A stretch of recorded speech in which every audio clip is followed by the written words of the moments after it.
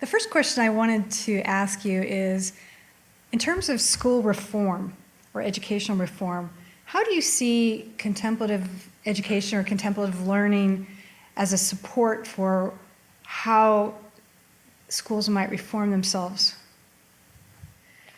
Well, what is it we're reforming? We're in the middle of a vacuum in terms of vision for education. There really isn't one, and hasn't been one for a long time. It's about raising test scores and standards. Nobody's going to argue with that, but it's an incomplete view of what education might be and can be. In a lot of ways, I think we have kind of an 18th century model of education or 19th century model of education and a 20th century, early 20th century model of the person. And they're just inadequate for the 21st century. We just don't have a map, a vision, or even a practice, I would say, that really is up to the task of this incredibly dynamic, information-laden world. So that's the first thing. What does it do? What are we launching from? So part of the question, I think, is then, well, what is the vision that we've got, and what is what's the vision that we need in order to move forward? And it seems to me that one of the visions, or one of the pieces of that, is to train people for the marketplace, which is what education in America was founded upon, public education. But that's a reasonable but incomplete goal. And so the other part of that goal is somehow, how do we train or develop or nurture or cultivate the individual to develop their capacities fully, not just for the marketplace, but for their life. And those sort of dual goals of developing professionalism, literacy and numeracy that would be appropriate for the world out there, and at the same time develop the inner life in some way that can really navigate in this world full of an incredible amount of abundance of choices and also need. So contemplative education, to me, goes toward not so much merely training people for the marketplace, but particularly for training that inner life. Some of what that does is to say, okay, what is it that we want people to be trained from the inside out? And what are those capacities or qualities? And I think the Greeks had it down 2,500 years ago. And they talked about the good and the true and the beautiful. And these are many ways, the most enduring aspirations and inspirations for a life of flourishing and fulfillment. And I think that's what we want, or some version of that for our kids. I know I want it for my daughters. And so if we're going to get to that, what would that look like? How would we do that? What is it that would engender those kinds of things? And one of the things that contemplative learning, I think, does is to say, okay, let's look at what, for example, where beauty comes from, or what it's about. And for me, I see that this quality of presence that we bring to seeing you right now, seeing these beautiful flowers that are behind your head, in my view, seeing even my own self, has to do with opening up the capacity to really see more than is just on the surface. And this is the same, I think, the same presence that we bring not only to one another, to ourselves, but also to the text, whether it's a biology text or a holy text, that the quality of our awareness and opening and presence allows the text to open up in front of us. There's a kind of reciprocal revelation that happens almost. That is, the extent to which the text opens is the extent to which we open to it. In religious traditions, for example, they talk about holy texts as living words, and the messages that we're to revisit them again and again so that something new may be revealed. And again, the secret to this, it seems, is that there's something that breaks this code, and that something is us. It's us, ourselves, as instrument. So anyway, that's part of what I think contemplative learning can do, is it begins to attune and tune up this instrument of inquiry, this instrument that looks like that brings presence, that also brings the capacity for compassion or love, the good, and also an ability to really discern what is true from what may be less so, an ability to see clearly, an ability to see into the heart of something. Aquinas' definition of wisdom, for example, is to see from a greater height, or to see into the heart of something. All of these things, this good, this true, this beautiful, all of these things are part of what I think contemplative learning invites, because it invites a real change, even a transformation from the inside out. I'd like to build on one of those concepts, this idea of wisdom or truth. One thing that's become very evident to me in the work I've been doing with teachers is that I believe the contemplative approach can help teachers see beyond their biases. And that in the classroom, we have a lot of biases that interfere with our connections with our students, with our understanding of what a student is capable of limitations of the curriculum. I just wonder if you could speak to that a little bit. If you've had experiences that build on what I'm just saying here. Well, I think that what teachers face these days is really extraordinary and extraordinarily difficult for the most part. There sure are exceptional schools, exceptionally good schools, I should say, and fantastic teachers, but they're on the front line in a system that's very, very difficult, I think. And so with a kind of the demand quality of curriculum, with the demand quality of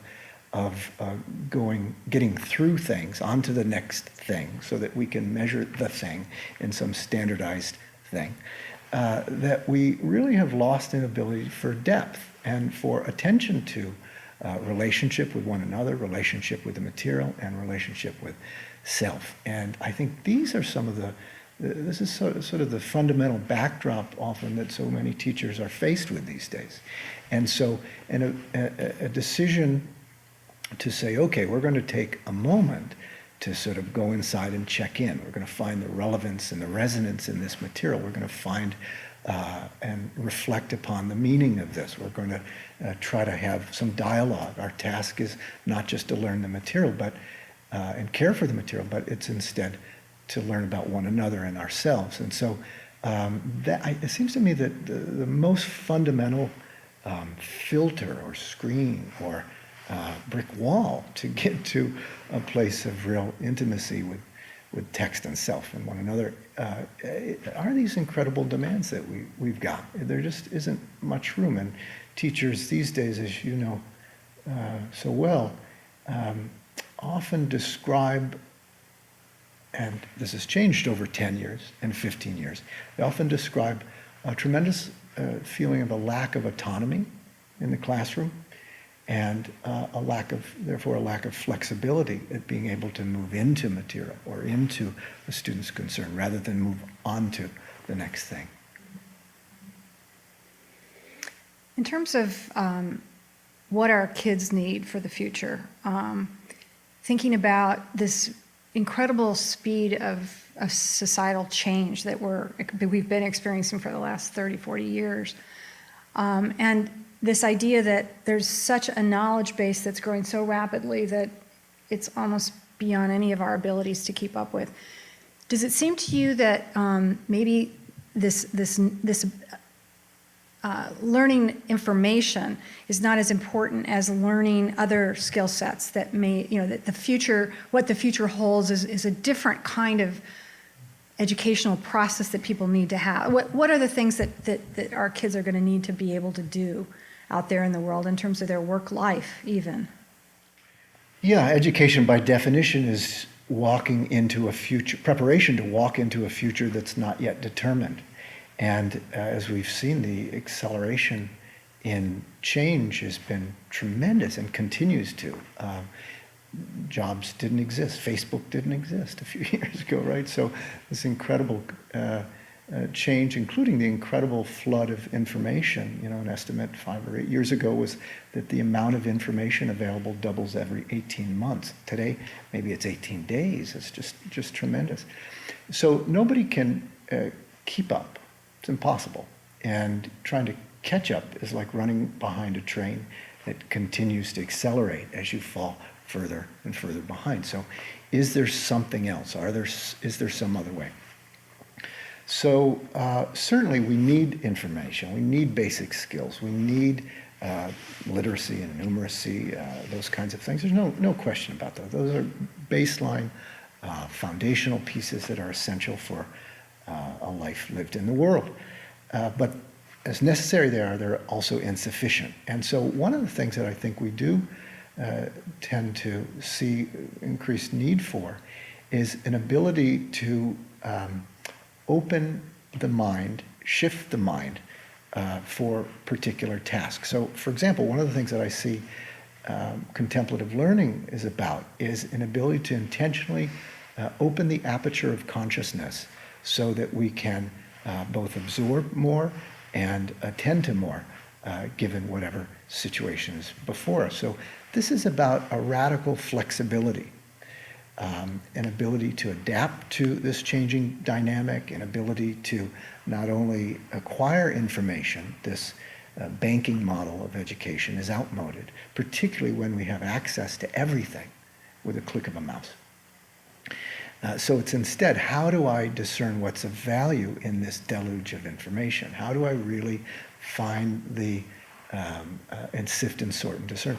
And again, I think that's part of what one of the things that contemplative learning does is it centers us. And it centers us not just in the next thing to get, but instead in ourself.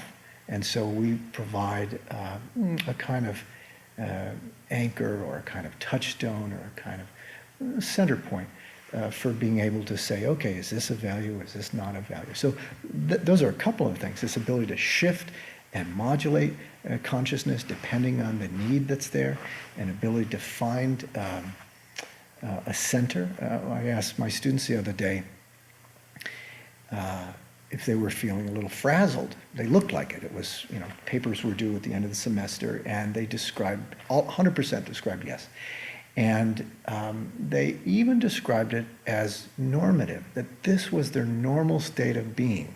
And that in a world flooded with information, on this demand to get ahead, on this expectation to keep up, with surround sound violence and sexuality, with marketing at every corner, trying to grab more of our attention, creating a need, how do you keep from being frazzled? And one of the things that contemplative learning does, I think, is to, again, find this center point in a still world, this turning, what did T.S. Eliot say, a still point in a turning world. That no matter what's around us, that we have a capacity to say, wait a minute, let me pause, let me come back to center, and now let me see if I can see this with fresh eyes. And this is as relevant for you and me as it is for a child, I think. The other side of that stilling, is that one of the things that coming back to center does is allow us to see with fresh eyes. That in Zen, we call that beginner's mind. In the New Testament, it's talked about as if you turn and become like a little child, then shall ye enter the kingdom. In Taoism, the alleged progenitor Lao Tzu, his name means old child, presumably not naive in some way, but open, fresh, seeing with fresh eyes. And that's part of what I think the contemplative practices often can do for us, is to allow us to see something freshly. And given the kind of raft of problems and opportunities that present us an incredible potential and incredible peril, unprecedented at this time, that being able to see something with fresh eyes and see new solutions is part of what long-term, I think, contemplative practice and simply a habit of seeing freshly can do for us. Creativity, for example. Well, building on your comments about the child or the childlike mind or the beginner's mind, I know you've written a lot about the natural inclination of children to be contemplative early in life, and you've observed that in various situations. It seems to me that in terms of contemplative education, we're almost already too late in a way, because if we get them at preschool or kindergarten or whenever, if their parents haven't recognized this tendency their child has, do you think it's too late, or do you think that, how do you think we can work with parents to help them recognize this emergent quality that their child already has, and supporting that process, so that it can continue in school, and so school doesn't have to become a remediation of this problem, that the contemplative has already been somehow suppressed at that point by the time they've gotten to school. Do you have any thoughts about that?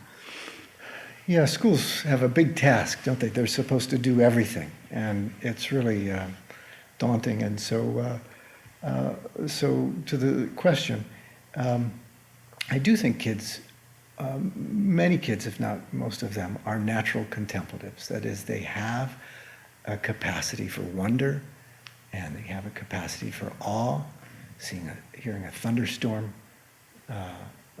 for the first time, or seeing the ocean for the first time. I mean, this is just mind-boggling. And that kind of shift of state, that kind of connectivity, that kind of sense of presence with something, being captured by something, is something that virtually every child can do.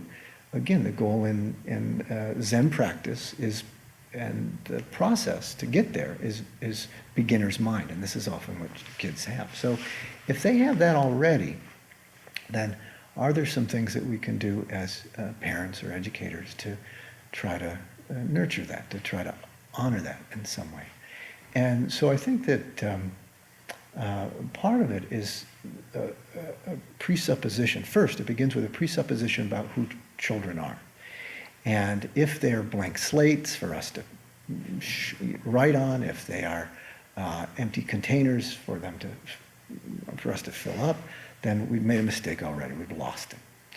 And when I've often talked to parents about their children's innate capacities, or described my own kids and what they taught me, suddenly I sometimes will hear back from them and say, I am looking at them in different ways. I didn't see it before.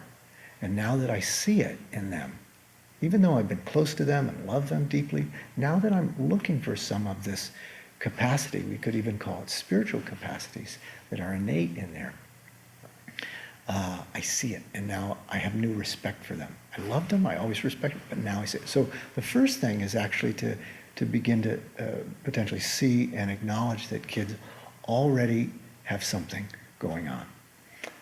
It's not our job just to shape it. And then in terms of what we might do to help that, I think a lot of parents are great already at being able to create a space where imagination is still alive and well, where nature is still absolutely integral. Some wonderful things written these days about this generation may be the last one, or actually the previous generation was the last one that really had easy, unfettered access to the natural world.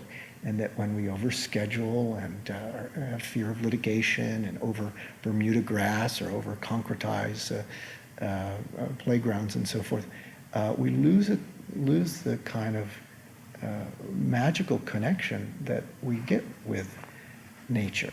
In one study of ecstasy, for example, 85% of people's self-described experiences of ecstasy, these noetic moments, these moments of profound learning and profound connection, the things that we hope for in contemplative practice after years, take place instantly in nature.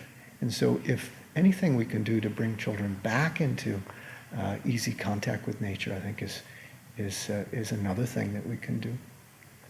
Moments of silence and stillness, whether it be in the middle of a classroom or the middle of a dining room table, very powerful, simply to say, asking students to go into how they feel, asking children to say, how are you feeling? How do you think that person is feeling? So instantly we're developing self-awareness, and we're also developing a potential for empathy. For example, what do you think that baby is feeling right now? And comparing it maybe with mom's opinions or somebody else's opinions. All those things are very simple practices that begin to keep open, I think, this capacity, this innate capacity for contemplative presence.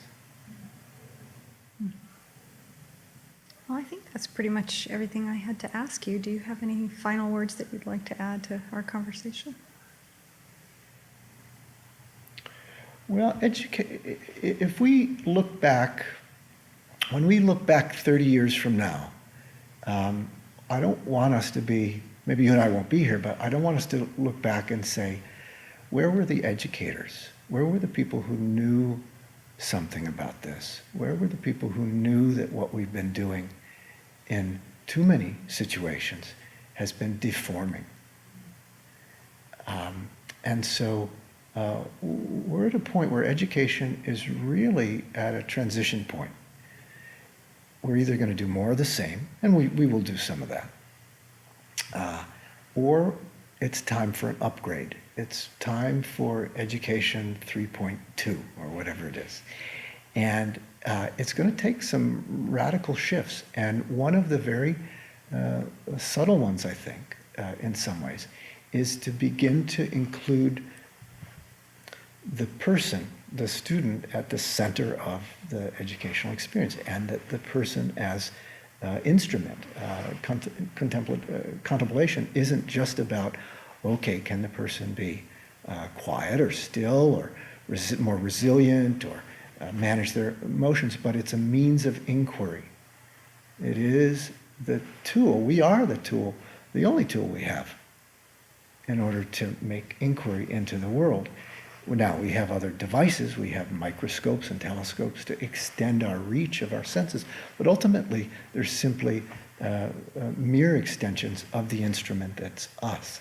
And so one of the things that we may need to focus on most in this shift towards an education that's adequate for the 21st century and that's adequate for my daughters and all of our daughters, is to really pay attention to ourself as this instrument of inquiry.